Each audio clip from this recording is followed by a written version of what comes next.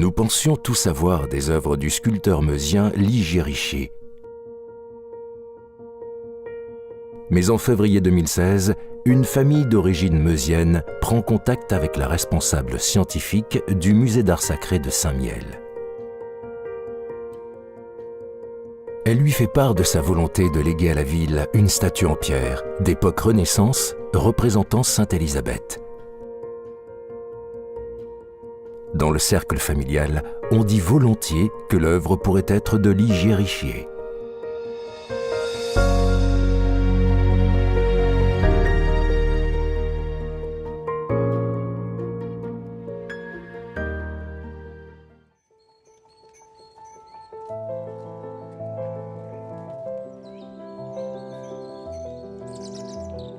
Ligier Richier est un sculpteur lorrain de la Renaissance. Il est né aux environs de 1500 à Saint-Mihiel en Meuse. Sa réputation est rapidement à la hauteur de son talent et il est placé sous la protection du duc Antoine de Lorraine. Il devient un des notables de sa ville natale où il installe et dirige tout naturellement son atelier.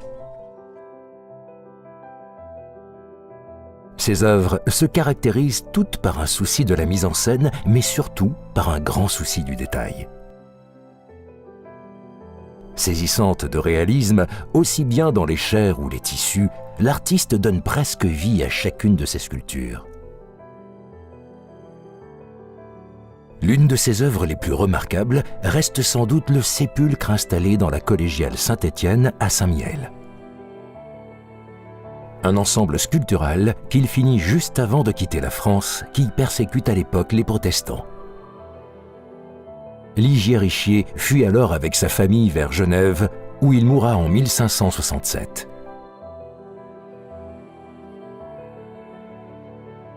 Après de nombreuses recherches, la comparaison stylistique entre cette Sainte Élisabeth et d'autres œuvres de l'artiste fait apparaître de nombreuses similitudes et l'œuvre est assez rapidement attribuée à l'artiste.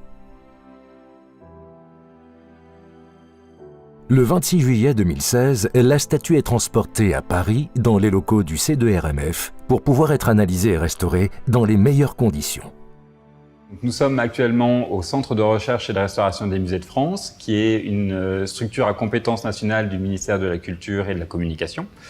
C'est une structure qui est née en 1999 de la fusion des laboratoires des musées de France et d'un service de restauration.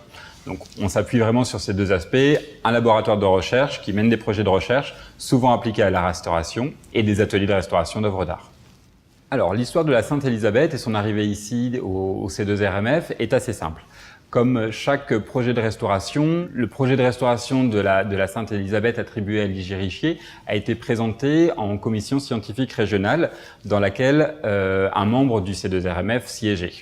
Celui-ci a trouvé l'œuvre suffisamment intéressante pour, d'une certaine manière, bloquer le projet de restauration et proposer à la place à l'équipe de conservation du musée, tout d'abord une étude préalable afin de connaître l'histoire matérielle de l'œuvre, ses éléments constitutifs, son histoire à travers les différentes restaurations qu'il avait connues, son état de surface et pouvoir faire des propositions adéquates de restauration.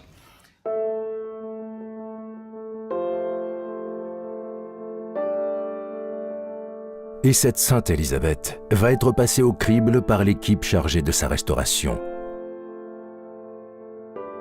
En plus d'un dossier photographique complet, une étude de la pierre révèle qu'il s'agit d'une pierre de tonnerre, identique à celle employée par l'artiste pour réaliser le Saint-Sépulcre de Saint-Mihiel.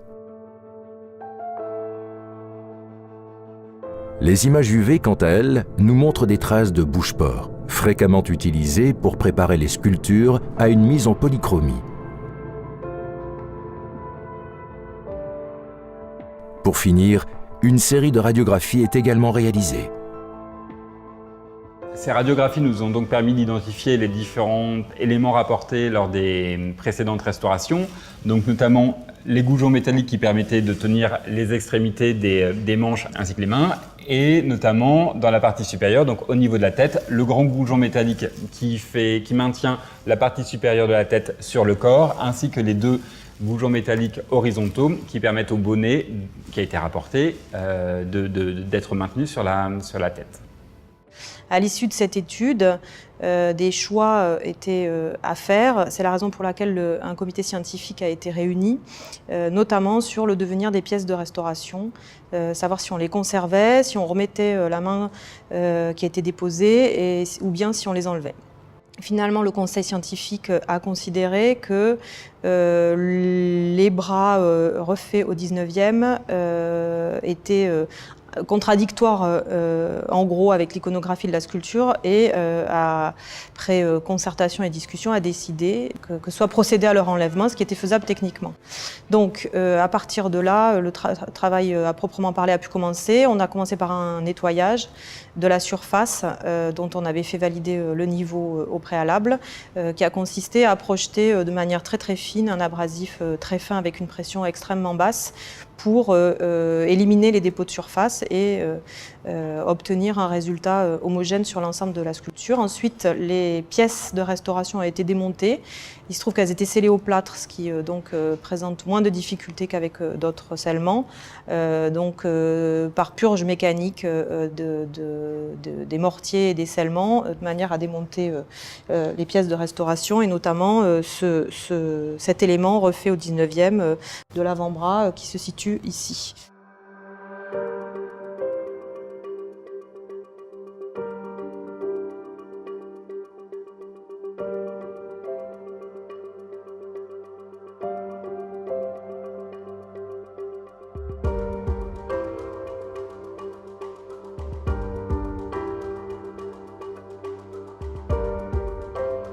Les bouchages en plâtre présents aussi sur le visage ont également été purgés parce qu'ils débordaient énormément sur la pierre originale et qu'on s'est rendu compte que malgré la différence de niveau entre la pièce du visage ici et celle ici, on pouvait quand même avoir un bouchage moins débordant. De même qu'il a fallu aussi se poser la question, et c'est ce qui sera présenté ensuite au comité scientifique lors de la deuxième réunion, de savoir comment on allait traiter les lacunes des bras après démontage des pièces de restauration.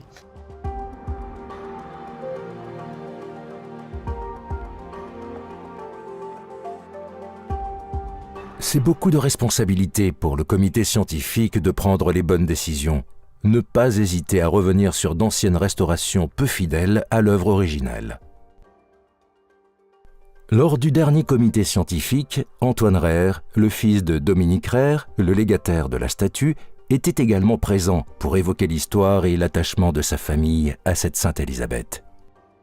L'histoire de cette statue est arrivée dans la famille par le biais d'un antiquaire ou peut-être d'un brocanteur qui était à Saint-Mihiel, dont ma grand-mère, Madeleine Henri Hutin, était très proche. Et chaque fois qu'il avait des pièces intéressantes, il s'adressait à elle et elle allait très régulièrement à Saint-Mihiel pour regarder un peu ce qu'il avait trouvé, ce qu'il proposait. Et c'est ainsi qu'un jour, elle a vu cette Sainte Élisabeth et bien sûr n'a eu de cesse que de l'acquérir pour la ramener dans cette maison à La Croix, à côté de Saint-Mihiel, à 10 km de Saint-Mihiel. Donc c'est comme ça que cette statue est arrivée dans notre famille et elle n'a eu de cesse que de vivre dans cette grande maison familiale qui elle-même était extrêmement vivante par définition. Et elle trônait littéralement dans le petit salon de cette maison où nous allions passer les vacances en ce qui me concerne, puisque maman, qui était effectivement née Hutin, avait épousé mon père qui habitait en région parisienne. Et nous passions toutes nos vacances à La Croix avec un bonheur absolu. Et donc on retrouvait l'ambiance générale de cette maison et la statue dans ce petit salon. Les racines de la famille Hutin sont extrêmement fortes. Je suis moi-même né en Meuse.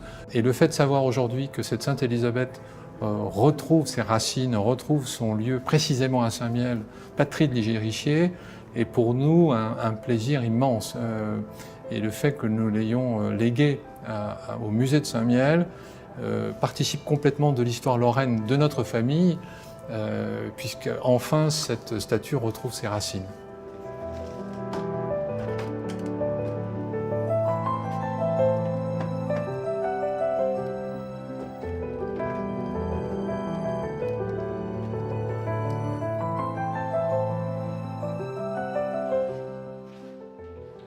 Au début du mois d'octobre 2017, après une expertise et une restauration minutieuse à Paris, Sainte Élisabeth est transportée au musée d'art sacré de Saint-Mihiel.